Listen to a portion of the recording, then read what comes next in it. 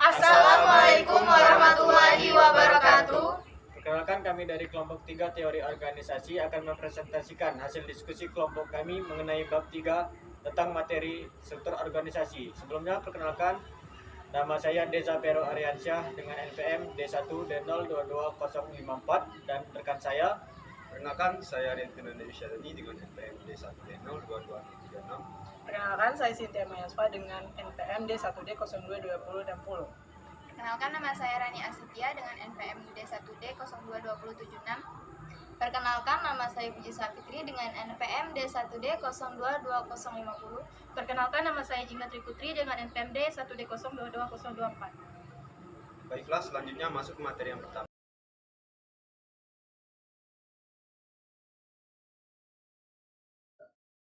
Struktur organisasi. Struktur organisasi didesain untuk menjawab permasalahan 1. Apa yang akan dicapai oleh organisasi. 2. Dampak pilihan desain terhadap pihak-pihak yang berkepentingan terhadap organisasi atau stakeholder. Apa itu struktur organisasi?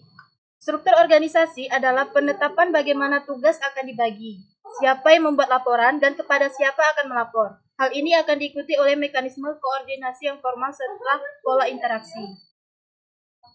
Konsep-konsep dasar desain organisasi. Organisasi itu sejatinya selalu bertumbuh. Pertumbuhan tersebut perlu didukung oleh mekanisme koordinasi yang efektif. Mekanisme koordinasi tersebut diatur dalam struktur organisasi. A. Diferensiasi.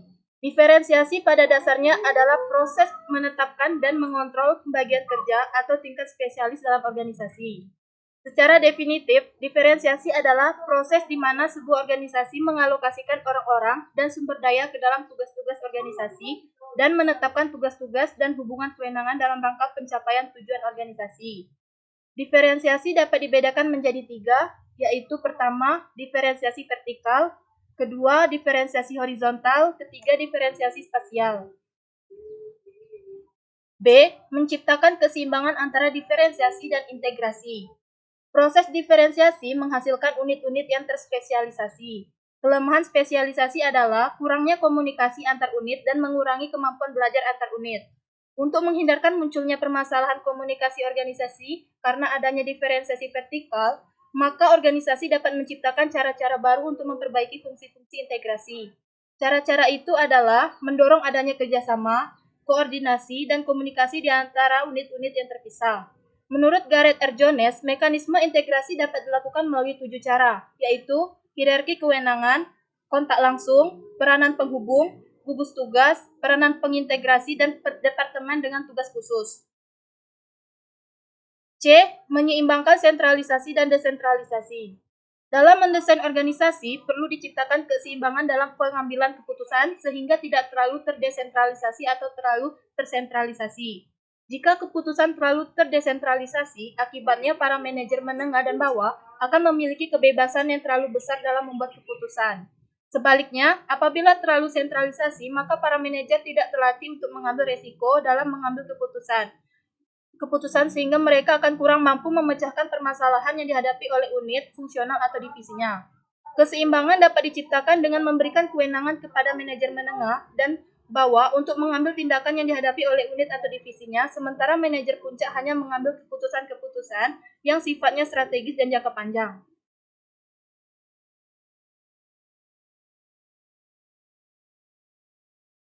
D. Menyeimbangkan standarisasi dan penyesuaian yang saling menguntungkan. Mutual adjustment. Standarisasi adalah penyesuaian ke arah bentuk, model, atau contoh yang lebih spesifik. Tinggi rendahnya standarisasi akan menentukan tinggi rendahnya tingkat formalisasi organisasi. Semakin tinggi formalisasi, semakin banyak aturan, maka akan semakin kecil otonomi bertindak dari para anggota organisasi, begitupun sebaliknya.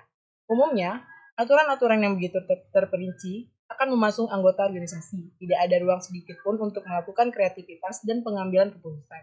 Akibatnya, pembuatan keputusan menjadi tidak fleksibel, inovasi terpasung, dan kinerja organisasi menjadi rendah. Contoh organisasi yang menetapkan tingkat standarisasi yaitu adalah organisasi militer. Kebalikan dari standarisasi adalah mutual adjustment atau kompromi. Dasar dari mutual adjustment adalah kesepakatan antara pihak-pihak yang terlibat dalam pembuatan keputusan dan koordinasi. Masalah yang dihadapi oleh organisasi adalah proses menyeimbangkan antara standarisasi dengan mutual adjustment.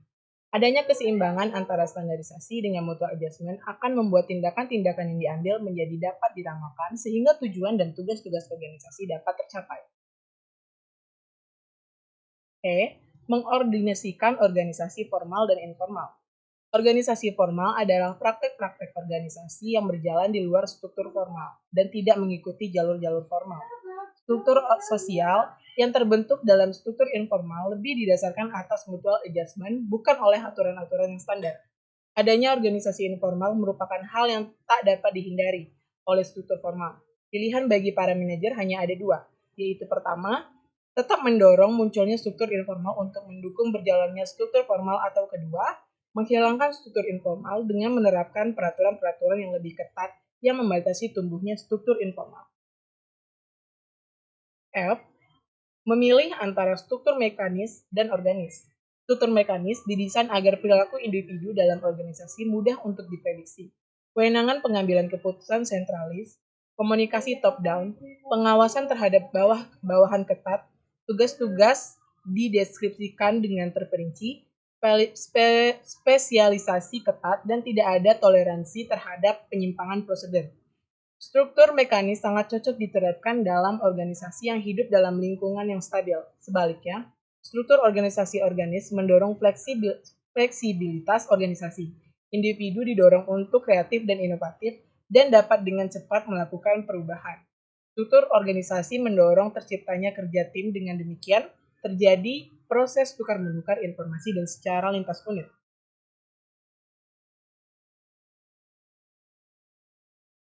Dasar dan pilihan desain.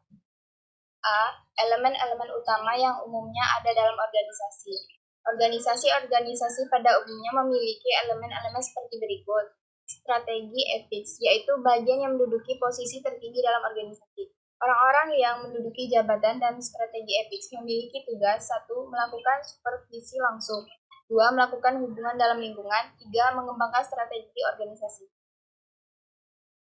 2. Middle line, dengan kewenangan formal yang dimilikinya, line manager menengah, bertugas untuk menghubungkan antara operating core dengan strategi ethics. 3. Operating core adalah unit operasional terbawah yang langsung berhubungan dengan produksi barang dan jasa. Adapun tugas operating core adalah 1.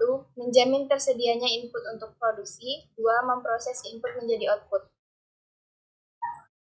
Yang keempat, the support staff. Unit-unit yang memiliki tanggung jawab memberikan dukungan tidak langsung kepada organisasi. 5. Teknostruktur adalah pada analis yang bertanggung jawab untuk melaksanakan standarisasi dalam organisasi. Dalam organisasi besar umumnya ada 3 jenis analis, yaitu 1. Analis studi kerja, bertugas menganalisis dan menstandarisasikan proses kerja. 2. Analisis perencanaan dan pengendalian, bertugas menstandarisasikan. Materi selanjutnya akan dilanjutkan oleh rekan saya.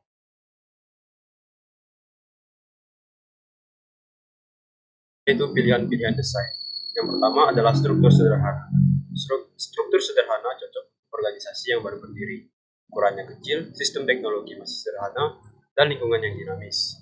Dan manajer memiliki wewenang yang sangat besar dalam pengambilan keputusan. Yang kedua yaitu birokrasi mesin. Birokrasi mesin didesain untuk tugas-tugas yang dapat dirasionalisasi, sederhana, dan merupakan pekerjaan-pekerjaan rutin atau repetitif. Ciri-ciri birokrasi mesin adalah adanya tingkat spesialisasi yang tinggi, tugas-tugas operasional yang rutin. Desain birokrasi menghindari penggunaan sistem teknik yang tidak teratur, sebab sistem teknik yang tidak teratur mensyaratkan desentralisasi keahlian. Masalah-masalah yang berhubungan dengan model desain birokrasi mesin. Yang pertama adalah masalah kemanusiaan pada operating core. Standarisasi yang ketat pada operating core telah menempatkan manusia hanya sebagai bagian dari kerja mesin. Yang kedua yaitu masalah koordinasi dalam unit administratif. Unit administrasi dibagi-bagi sesuai fungsi yang harus dilaksanakannya, seperti fungsi kepegawaian dilaksanakan oleh unit personalia, dan fungsi keuangan oleh unit keuangan. Yang ketiga, masalah adaptasi pada strategi praktek. Rantai komando yang panjang dan standarisasi yang ditetapkan dalam desain birokrasi mesin menyebabkan informasi yang mengalir ke atas ataupun ke bawah dari strategi efek kepada bawahan harus melalui rantai komando juga. Selanjutnya adalah birokrasi profesional. Dalam desain birokrasi profesional, kaum spesialis profesional yang bekerja pada operating core memperoleh peran yang jauh lebih besar dibandingkan dengan birokrasi mesin, yaitu menerapkan model birokrasi profesional. Model birokrasi profesional yang paling baik diterapkan pada organisasi yang besar, lingkungan yang stabil dan kompleks, dan teknologi rutin yang diinternalkan melalui profesionalisasi. Kelemahan menggunakan model birokrasi profesional. Yang pertama adalah konflik fungsional. Terjadi karena masing-masing unit profesional lebih mengejar tujuan sempit mereka ketimbang mengejar tujuan organisasi yang luas. Dua, ketaatan pada peraturan. Jika pada birokrasi mesin para anggota organisasi memiliki ketaatan yang konklusif pada peraturan yang ditetapkan oleh organisasi, maka dalam birokrasi profesional, para spesialis memiliki ketaatan yang konklusif terhadap kode etik profesi. Sekian dari saya, selanjutnya akan dilanjutkan oleh rekan saya.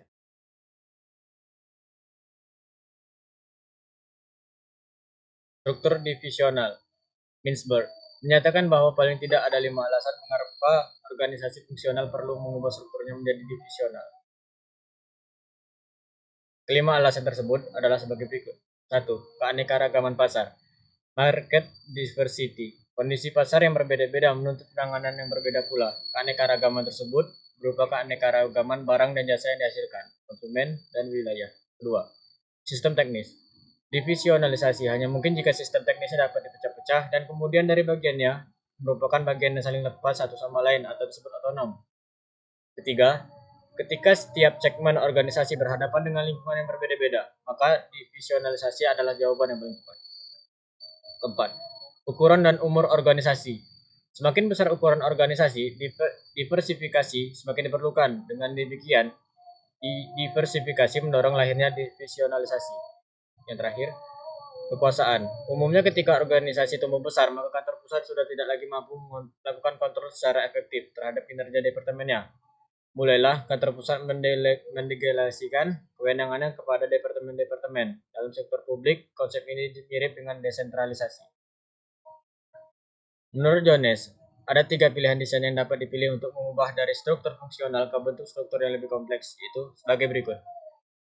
Meningkatkan diferensiasi vertikal. Tujuannya adalah untuk memperoleh pengendalian vertikal yang efektif. Dilakukan dengan cara: pertama, meningkatkan jumlah level hierarki. Kedua, menetapkan seberapa banyak keputusan yang tersentralisir. Yang ketiga, menetapkan seberapa banyak penggunaan aturan, norma, dan standar operation prosedur untuk menstandarisasi perilaku dan pengendalian.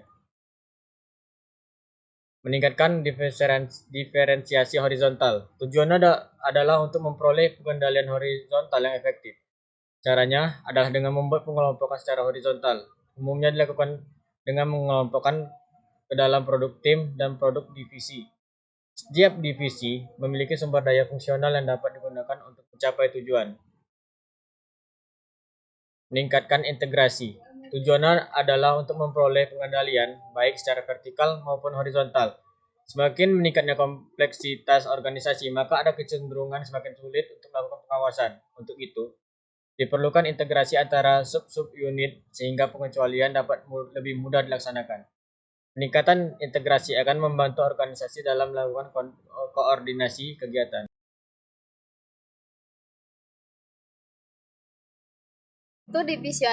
Struktur divisional pada dasarnya dibedakan dalam beberapa struktur, yaitu sebagai berikut. Yang pertama adalah struktur produk, dapat dibedakan menjadi 3 struktur, yaitu sebagai berikut. A. Struktur divisi produk atau product division struktur. B. Struktur multidivisional atau multidivisional struktur. C. Struktur tim produk atau produk tim struktur. Struktur geografis selanjutnya. Desain struktur geografis adalah struktur divisional yang pembagian divisinya di organisasi berdasarkan lokasi wilayah atau di mana organisasi tersebut beroperasi. Struktur geografis muncul karena pertumbuhan organisasi yang menyebar secara geografis meliputi wilayah yang luas bahkan sampai ke luar batas-batas negara. Yang ketiga adalah struktur pasar. Desain struktur pasar memusatkan perhatian kepada keberagaman atau heterogenitas konsumen yang lainnya. Pembagian divisi didasarkan pada fungsi pemasaran, bukan pada pembuatan atau manufacturing. Yang berikutnya adalah struktur matriks. Struktur matriks adalah sebuah desain struktur yang bertujuan untuk mengembangkan produk sekaligus merespon tuntutan konsumen. Desain matriks mengelompokkan orang dan sumber daya lainnya dengan dua cara, yaitu secara fungsional dan secara pendekatan produk. Menurut Jones, struktur matriks memiliki keuntungan, yaitu sebagai berikut. 1. Tim lintas fungsional didesain untuk mengurangi kecenderungan yang hanya mementingkan fungsinya sendiri. Struktur tim merupakan wahana yang baik bagi adaptasi dan proses belajar bagi seluruh anggota organisasi. Struktur matriks merupakan struktur yang amat fleksibel dan adaptif sehingga mudah menyesuaikan diri dengan perubahan produk dan sesuai kebutuhan konsumen. Struktur matriks yang kedua adalah struktur matriks memungkinkan terjadinya komunikasi ke segala arah dengan amat membuka jalan bagi terbentuknya tim learning yang akhirnya mendorong munculnya inovasi-inovasi. Berikutnya adalah struktur matriks. Penggunaan keterampilan skill dapat dimaksimalkan karena setiap personel dapat dengan mudah berpindah dari produk ke satu produk yang lainnya.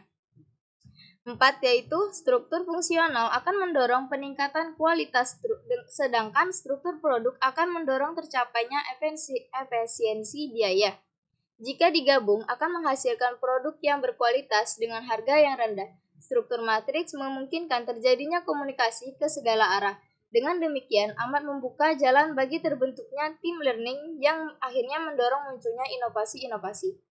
Kelemahannya, pertama adalah terjadinya konflik peran di anggota tim karena manajer tim produk akan berfokus pada harga, sedangkan manajer fungsional akan berfokus pada kualitas. Yang kedua adalah ketidakjelasan hierarki wewenang dapat mengakibatkan konflik antara fungsi dengan konflik kelompok produk dalam menggunakan sumber daya. Yang ketiga adalah kekenduran hierarki dan tanggung jawab yang akan mendorong munculnya pemimpin yang kemunculan ini tidak disukai oleh manajer formal. Manajer formal akhirnya akan turun tangan dalam pengambilan keputusan dan sistem sedikit demi sedikit merubah menjadi sentralitis. Yang berikutnya adalah struktur jaringan dan organisasi tanpa batas yang jelas. Organisasi dengan struktur jaringan dan organisasi tanpa batas merupakan inovasi baru dalam desain organisasi. Kemunculan kedua desain tersebut dipacu oleh majunya teknologi komunikasi seperti komputer, satelit, telepon, dan faksimile. Organisasi dengan struktur jaringan adalah sekumpulan organisasi yang berbeda yang dalam kegiatannya lebih dikoordinasikan oleh kontrak dan persetujuan daripada hierarki formal dan kewenangan. Tujuan pembentukan struktur jaringan adalah meningkatkan efektivitas organisasi. Kemunculan organisasi tanpa batas adalah desain manajemen yang menghilangkan batas struktur internal dan eksternal yang potensial menghambat orang-orang untuk melakukan kerjasama dan menghambat organisasi bekerjasama dengan konsumen, supplier, atau pesaing. Organisasi tanpa batas terdiri dari orang-orang yang dihubungkan melalui telepon, komputer, faksimile, dan video telekonferensi. Dengan alat-alat ini, mereka tidak perlu saling bertatap muka.